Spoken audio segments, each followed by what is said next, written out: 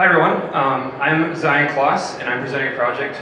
Both myself and my partner, Lucy Hostleiter, artist, did called Climate Odyssey. Before we get going though, I encourage all of you to pull out your phones or your laptop. You're going to need it very shortly, so get ready. Do it now. Do it now? Great. Okay, so this is a project about applying and advancing art, science, communication. So combining our skills in art and science to see if we can push climate communication forward. The project goals and kind of what we're about, you can tell by that first slide, it was on a sailboat, and it was about combining art and science. So that was our kind of main start to this whole thing is, okay, we have skills in art, skills in science, and we have an old sailboat that we have access to. What can we do with that? And how can we do our best to help our country address climate change? A big issue that both of us really care about and wanted to see what we could do to make a difference. We also wanted to try out and reflect on the use of art-science fusion as a novel method to engage people around science, to see to what extent can art help engage people that otherwise wouldn't be that excited about science, and then use best practices from communication theory as a way to go out and get people excited about science. We did that via 1 year on an old wooden sailboat going from Wisconsin down to the tropics. So a little bit of theory about what kind of initiated this whole idea is from kind of communication theory 101. If your end goal is behavioral response or a change in someone's actions, you need both an effective response or an emotional engagement, and you need a cognitive response or scientific understanding if it pertains to, say, an environmental issue. So without one or the other, you're likely not going to change your actions.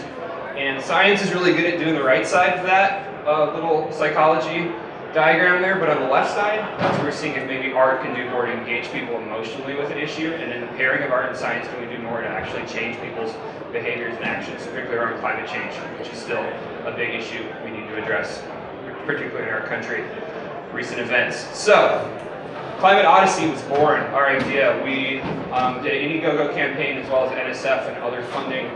Spent a year on a sailboat working with communities all along the East Coast doing climate change outreach.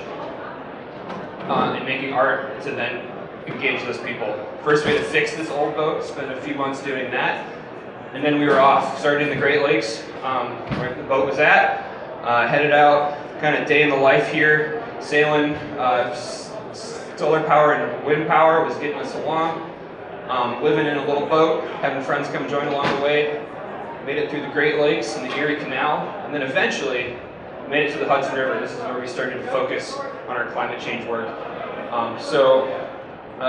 For example, looking at issues here in the Hudson River related to climate change, talking with people, getting people's stories, making artwork that engages people around the science. Chesapeake Bay, focus there as a case example in what livelihood changes. The Carolinas, looking at coastal development there and other issues. Profiling the coast of Georgia, some big issues there. Obviously coastal erosion, you can see palm tree doesn't have much left to hold on to. And finally down to Florida and the Keys. Really focusing on U.S. communities to try to get people in the U.S. thinking differently about climate change and what it means on the ground. And this is where the artwork came in. So we spent this year collecting all the data, taking photos, collecting people's stories, doing interviews, working with schools. And we had this interactive map, so I encourage you all on your phones or computer to type in climateodyssey.org/interactive-map. You can see a really cool flash-based interactive map that incorporates the artwork with science articles written for the general public and a bunch of really engaging visuals that are a great way to kind of poke around, see what it's like. You can do it on an iPad, anything, any platform. Also made an artist book to kind of have a handheld way to get at the science and the issues. Here's the artist book up in display. This will be up on Friday as well for the poster session. Not your traditional poster though. And then kind of next steps where we want to take this, why I'm here today, is we really want to take this farther. We've made it. We spent a year collecting all the interviews and stories and photos to make the work, and we just finished it up. Now we want to get it out, particularly back with people on the East Coast. My partner and I now started up at UC Santa Barbara, so no longer live or near the East Coast. We want to find collaborators out there. I encourage you all to stop by the poster Friday morning to get to see all this artwork and everything else we're doing. And we want to build collaborators to develop curriculum for different ages to get this out into schools, into communities on the East Coast where we currently don't live but want to build those collaborations. So please talk to me if you could potentially help in that. Thank you very much.